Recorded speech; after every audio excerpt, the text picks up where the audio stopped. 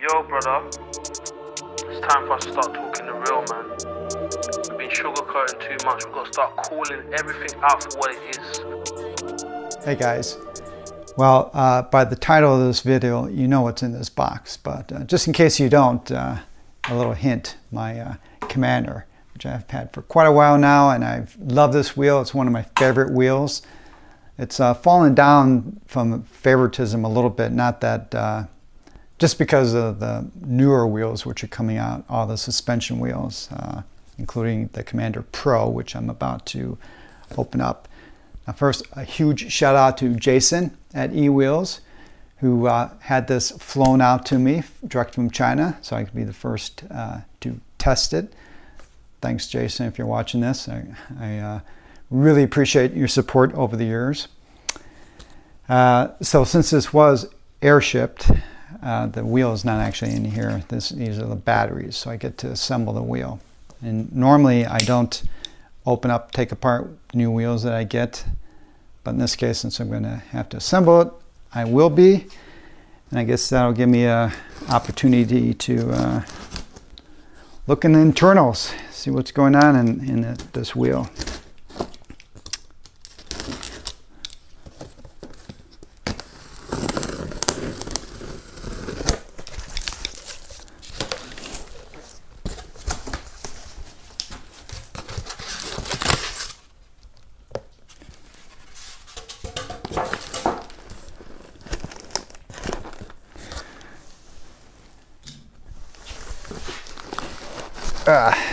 These things are heavy. Looks like one per side of the wheel, so.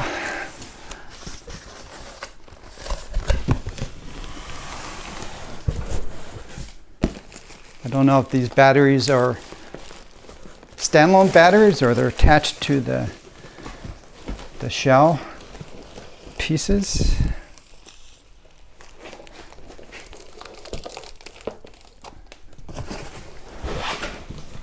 You obviously would not have to do this with your Commander Pro.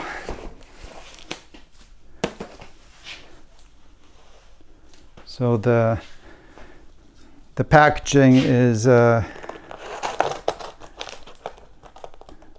not the prettiest packaging. This is just make do just to get it out.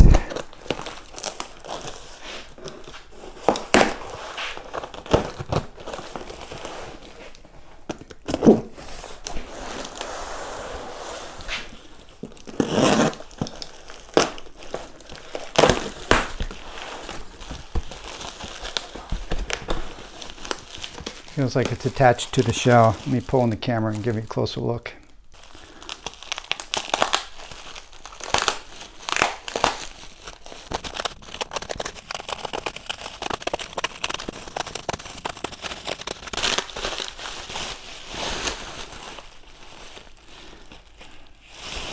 Interesting. Yes, I forgot, or maybe I didn't realize the pedals are attached to the side panels.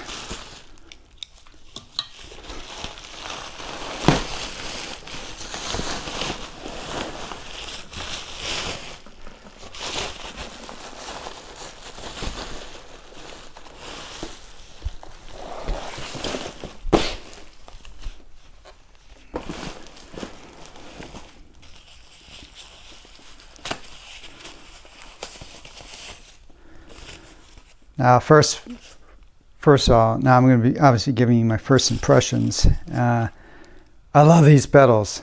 I think everyone pretty much does not like the Sherman S pedals. Obviously, this wheel is going to be compared against the Sherman S, and can't quite tell. These doesn't look like.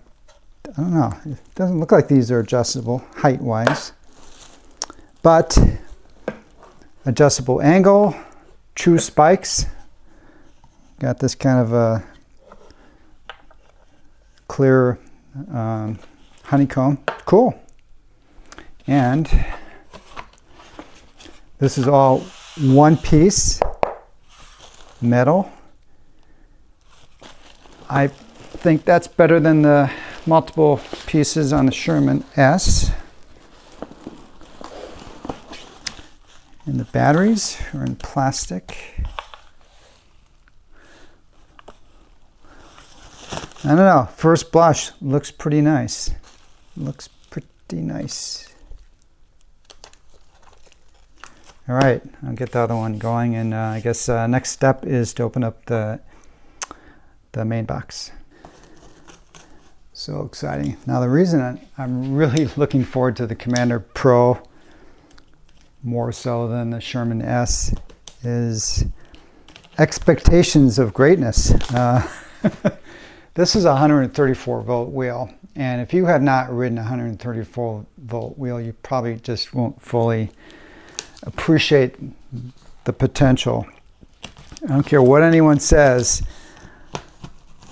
a 100 volt wheel is not going to perform. It's not going to have the same oomph and the same speed as a 134 volt wheel.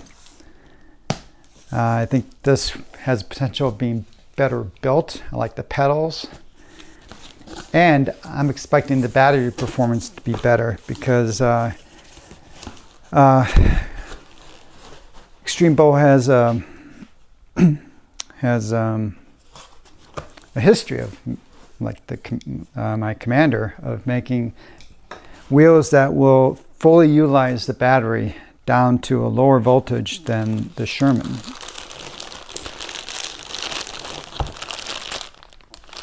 Oh. Maybe I got a jacket. Cool, I'll check this out in a little bit. But we'll find out. So this is interesting. I have an adapter cable. It's a 5-pin,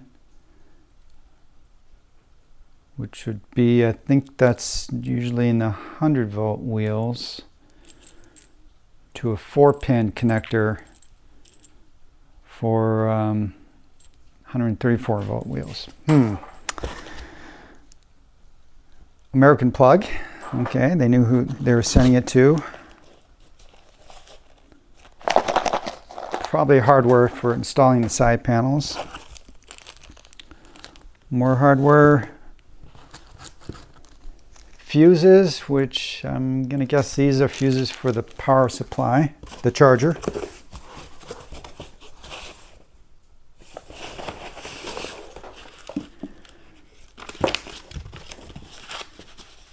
Here's a 134 volt charger. I won't need this. I already have a few of these.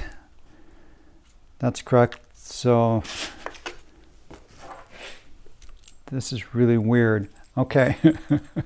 I think I know what's going on here.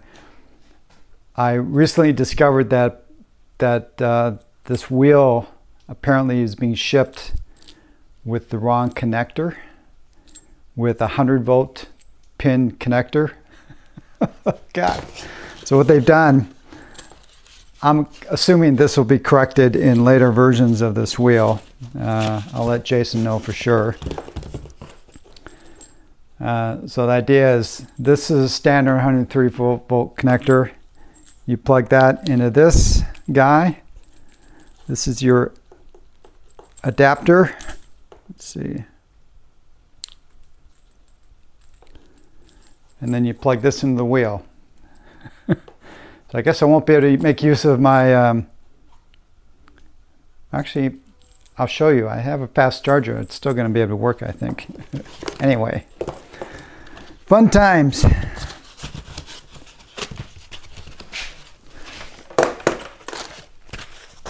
You never know what you're going to get with these wheels.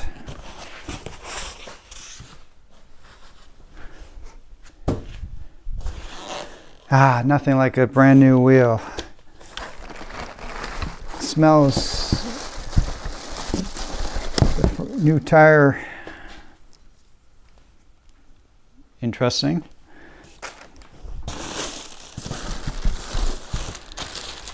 Pads. I'm not going to install these pads. I'll show you what I will be installing.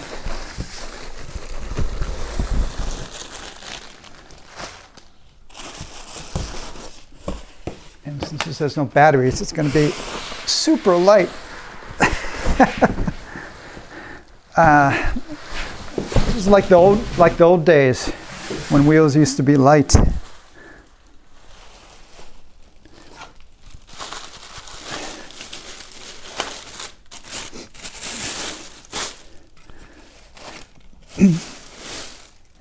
It looks so funny, naked wheel like this. Let me put it on the bench and pull the camera in. We can take a look at it. Okay, very simple design at this level, but interesting. First of all, the tire that is on this particular wheel, and this again, early wheel. What EWheels actually puts on the wheels that you would be buying, I don't know. This is some kind of some version of a street tire. Compass tricycle. I was told this probably is a common tire used on e-tricycles in China for like delivery services, that kind of stuff, small tricycles. Anyway, that's the tire. The shock assembly. Now this is interesting. They have these nylon or some kind of a plastic rollers. So these are going to be rolling against the inside of the shell. And then I'll show you the inside of the shell that kind of sits, this metal part sits in a groove in that shell, and these little bearings ride against that. So it's all about keeping the shell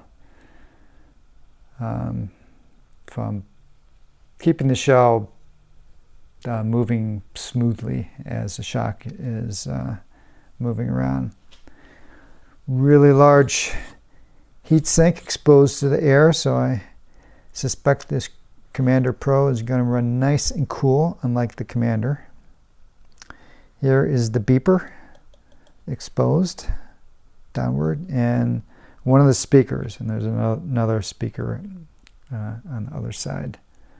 Here's a closer look at these bearings, and looks like they're attached with screws, so they could be replaced probably fairly easy if they get worn.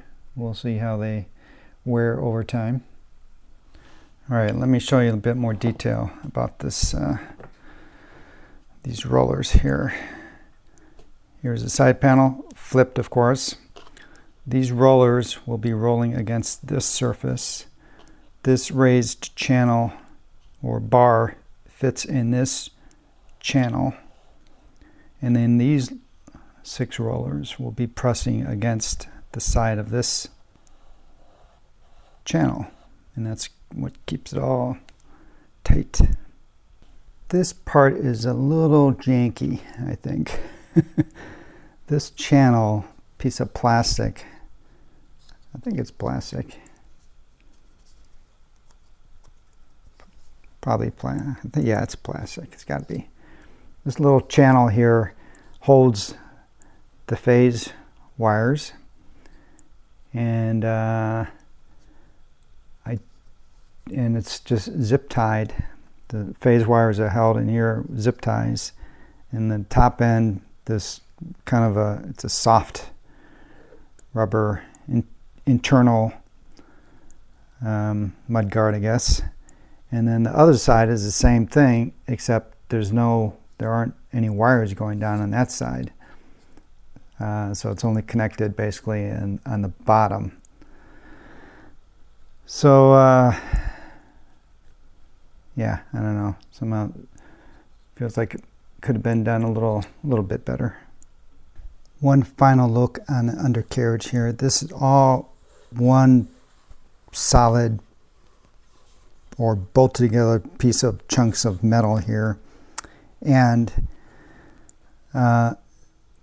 these 2 shocks are connected to this chunk of metal, which is all solid. So these 2 forks are essentially connected together, which apparently is not the case on the Sherman S. Now let's talk about what's involved in getting access to the control board, which I'm going to have to do to install the batteries. You have to take off the front and the back pieces. That's going to be 8 total screws. That's so you get access to these screws underneath the handles. So you're going to have to take off 1, 2, 3, 4 of those. You're going to have to take off 8 screws up here. And then you're going to have to take off 4 screws to remove this center part, the handle. You're going to take those off. So it's a lot of screws to get access into this control board area. And then everything opens up. Batteries will be connected here. So this looks like the charging power distribution subboard like we see on the EWheels, the new ones. And then this will connect to the control board over here. And that's what that looks like inside. I'm not convinced with these holes here that hold in the handle, which screw in here. Probably not the best waterproofing, and there's no gaskets up here. So if I were riding this wheel in the rain, I would put one of my backpack waterproof covers over the top of this wheel, which those work really good. Even if I had a wheel that was said waterproof, I would do that. A simple thing to do if you have to ride in the rain. Okay, off camera I'm going to assemble the sides. Pretty straightforward. Just these 8 bolts here and then another 8 bolts here. Looks like it's really held on securely. Feed the cables through here, plug them in, screw everything together, and then I'll turn it on and walk through a couple more details. Here is a casualty of the rear light. This was dangling. The LED sits in here. This part is connected to the top shell. So when you're working on the inside of this tends to be dangling. And this is typical of Begode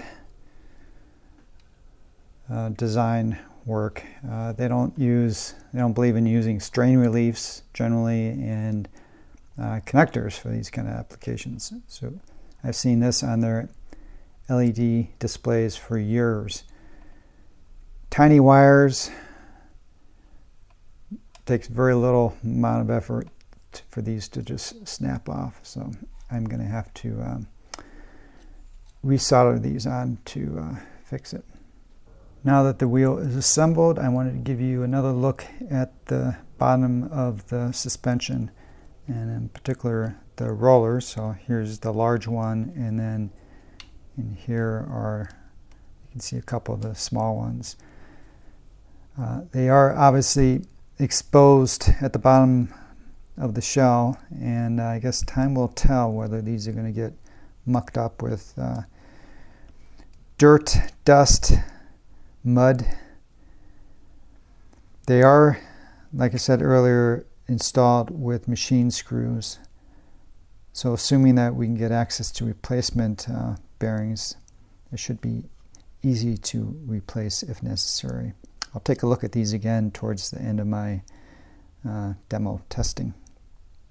Here is another view on the top of the interior of the shell. You can see the rubber internal mudguard, but I'm still going to install the back mudguard, but there's definitely regions in here in the back and in the front where the tire can still throw up a lot of dirt, mud, and the bottom side. We'll see how it looks after I ride this for a couple hundred miles. But at least since the shock components are kind of on the outside of the wheel, you can easily get your hand in here to get access to everything to be able to clean it up. I definitely would not use a hose to spray any water down here because I'm not convinced this cable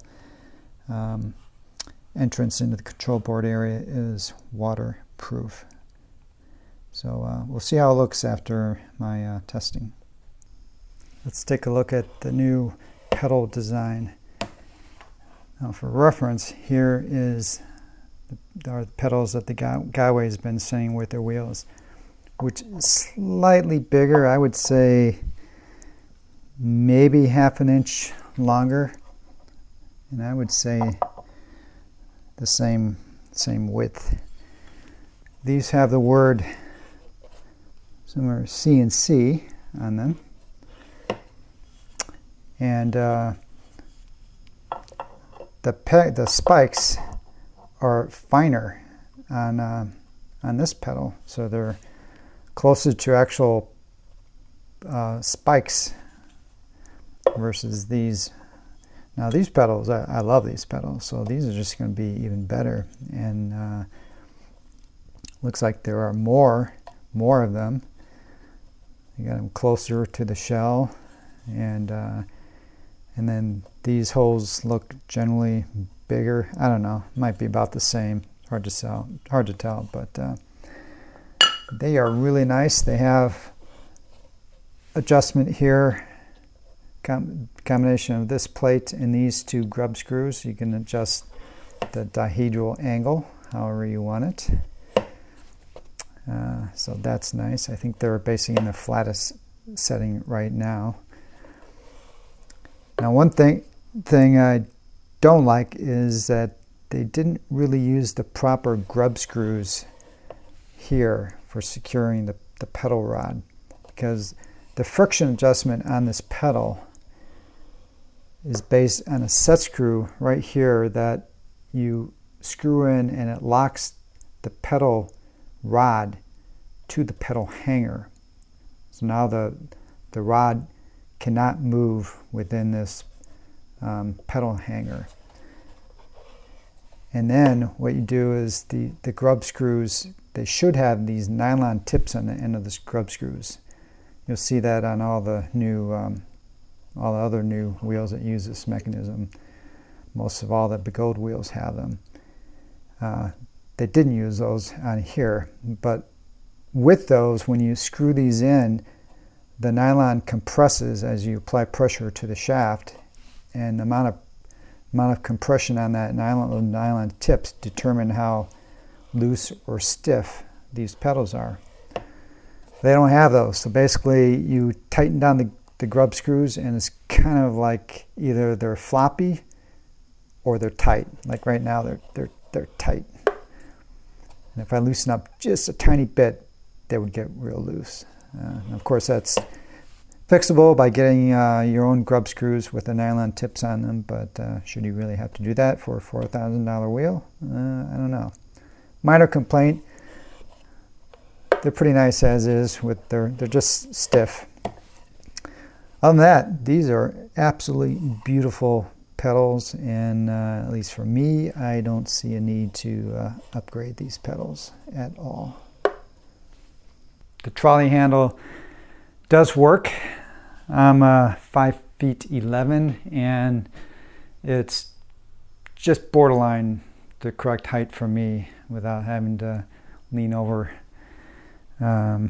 So it's workable. It's not the most comfortable handle for me. The leading edge, this top surface is there, it's rounded over, but the back surface is hard edged, so it digs into your palm when maneuvering it. There's a latch you have to lift up, so it requires two hands to fully maneuver this. You have to lift up here, and then you can lower it. It only takes one hand to lift it up though, and it locks. But look, I'm not a fan of these handles like this one and the Sherman S. They're functional, they kind of work. They got to be the worst of all the wheels out there. I'm just such a fan of what was always in the King Song wheels, except for this 22, and the Begode wheels, the old Commander, the old Sherman Max. Those pop-ups, they're really nice. So, not my favorite. but serviceable. And plastic, how well it holds up over time, well, I guess time will tell. The display is what we are used to with the other Begode wheels and the Commander. Never been a big fan of this display. Very hard to read. They desperately need a filter sheet of some kind of filter material that blocks out all the segments that aren't lit, because you can see them and it just makes it hard to read this display. But you have the speed, battery, mode, distance, temperature. The temperature is probably the most useful thing on this wheel. Hopefully the Commander Pro is not going to overheat like the Commander. And I have it in Imperial now, which is nice. So I'm not stuck with metric anymore, it looks like, in most wheels. Here is the mudguard. Fairly flexible, so I don't think it's going to snap, but it's secured. They give you a bag of these 6 machine screws, and there's 5 of these tapped holes on each quadrant of the wheel. And you can see there's three holes, drilled holes, not in a row, and only 2 of them matched here. I'm not sure what the purpose of that last one was. So I'm not sure how in a fall how well this will hold up. Might break out, but break off. But ultimately, if this does break, there's a big flat surface right here that'd be pretty easy to Velcro or tape, double-sided tape, a piece of something that could stick out. That would act as a decent mudguard. All right, I gave up trying to put this thing on. What a horrible design. All these screw holes are tapped, but feels like they're partially tapped, because when you get close to them coming out, it gets really stiff. They're using these crappy Phillips head machine screws, which want to just get stripped, and then you're supposed to try and get it through one of these small untapped holes in the plastic. If anything, this is where you'd use a wood screw or self-tapping metal screw. Just a bad design. Again, not what you would want after spending $4,000. And I'm going to keep harping on the cost. You know, all of our wheels are getting extraordinarily expensive, and except for like the V13, you don't kind of feel like you're getting your money's worth sometimes. So anyway, I'm not going to bother with this. Whoever gets this wheel next, if they want to try and figure out, go for it. Instead, I installed this on the back. Just a piece of leather with Velcro, and it should work just fine for keeping the dirt off my backside. Let's talk bumpers. This wheel has essentially no bumpers on the front or the back. So in many ways, it's like the original Commander. But what's odd is there's like an indent in the shell on the 4 corners, and then you've got these 5 machine, threaded holes, and on all quadrants. And when you look at the front, the exposed plastic, it's hard plastic, but the exposed plastic for the batteries, I mean, doesn't it just look like there's supposed to be something there? Like I'm imagining actually some bumpers. I'm sure some of you 3D printer guys could come up with something, but again, $4,000, why should you have to do this? And it looks like it's been designed for it. So here's the front. in the back is identical. It's like they were designing this, and then at some point the guy who was designing the shell thought, I'm bored with this, I'm going to move on to something else. I don't know. Unless they're still working on it and later models are going to be coming with something. It does have these kind of sliders for the front, and it does actually work as a great, really nice kickstand, actually. And I suppose it'll offer some protection if you fall. I don't know. Okay, let's talk charging. You may notice that there are 2 charge ports, but they're 5-pin 100-volt connectors. This is what you'll find on all the 100-volt Bigold wheels, what you'll find on the 100-volt veteran wheels. It's a standard. But this is a 134-volt wheel, and the charger for 134 volts won't fit in here. Now there's a reason for this. The wheel was originally intended to be a 100-volt wheel, but they were convinced that to compete against the Sherman S, they needed to make it 134 volts. I think that was a good decision. That's really why I am primarily interested in this wheel. If this were a 100-volt wheel, I wouldn't really be looking at this. I'd be going for the Sherman S. So they changed the wheel to 134 volts, but this is a standard 134 volt wheel charge plug that you'll find in all the Bigold wheels right now. And this connector will not fit in these holes. So to properly fit these in here, they would have to redo the mold for this wheel. Unlikely they're going to do this. So they've provided a dongle that allows you to plug this in and then plug the charger in here. It's a solution. It's kind of a hack, but it works. You know, but at least if they're going to do this, they need to provide 2 dongles. And if you buy this and this is the situation, you should demand from your dealer that they supply 2 dongles. So at least you can fast charge this wheel, because otherwise you can't fast charge a wheel. It's kind of crazy. So that's the deal with that. Now I happen to have a solution for how I can fast charge this. Let me show it to you real quick. This is a fast charger that will charge any wheel up to 140 volts from 0 to 15 amps.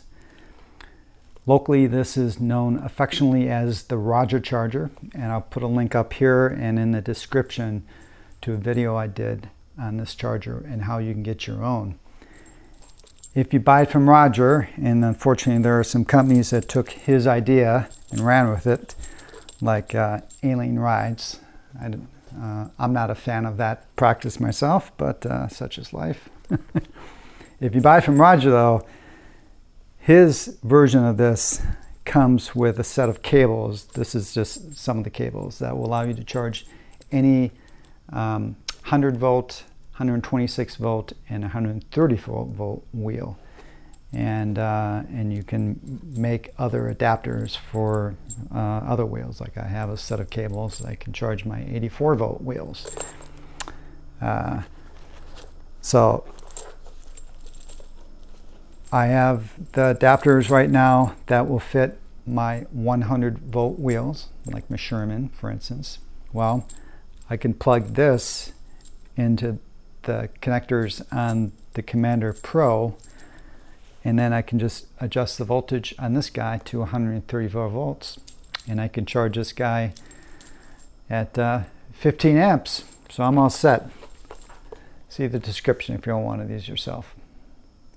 How do you adjust the suspension on this wheel? I like this layout. Now on the Sherman S, you have to use a screwdriver to make the adjustments. Here they've added knobs, and I played around a little bit on the Sherman S. I didn't notice any clicks, but someone mentioned to me that it does. But here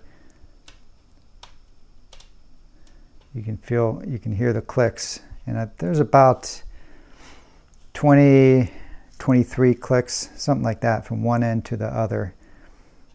And I have it set to about 5 per. Now these two shocks are tightly connected together because they are attached to this metal framework of the wheel, which is all rigid. Best of my knowledge, both shocks are identical, and this knob is adjusting your rebound. One direction is slow, the other is fast. I'm a little, not all the way slow, but a little before that. If you had it really fast, it would be more of a pogo stick ride, which I don't like. Now to adjust compression, which I think is kind of like how much preload is on the shock, I think. You use this provided tool, and it just goes over here and adjusts this nut. And I have just right now I have it adjusted 9 full revolutions. Let's see, clockwise. So I believe I'm adding compression. I basically went counterclockwise until it stopped on both of these, and then I counted 9 full revolutions per shock, and that's where it's sitting right now, and feels okay. I'll see what it's like when I actually start riding this wheel. Obviously this is kind of weird. You probably wouldn't carry it in your backpack, but from my experience, once you set these kind of things up, you never change them. And this is not an air shock. You don't have to worry about carrying a pump around with you. Last thing to do is talk about pads. There are 2 sets of pads that come with the wheel for each side. These are the power pads. Go wherever you want. Double-sided tape. I'm not going to use these. I'll show you what I'm going to put on instead. And then there's a top part that just goes on right here. There's an opening here where you can get to the shock. Now what's kind of odd is they put this membrane here. Of course, on this one, they were very careful to to place it on here very precisely, carefully. And I don't know what the plan was, that you put this on here, and I don't know what's the purpose. You don't need to keep water from getting in this region. So I'm going to attach these, provide a little protection, definitely for your legs from hitting this. But I'm just gonna poke this out, and then let me show you what I'm going to do for the pads. I'm going to be putting these new Clark pads on the Commander Pro. Now this is a brand new foam formulation that Chris at Chris Clark Pads, who's been working on. He told me he spent much of the second part of last year, 2022, working on getting this new foam formulation just right.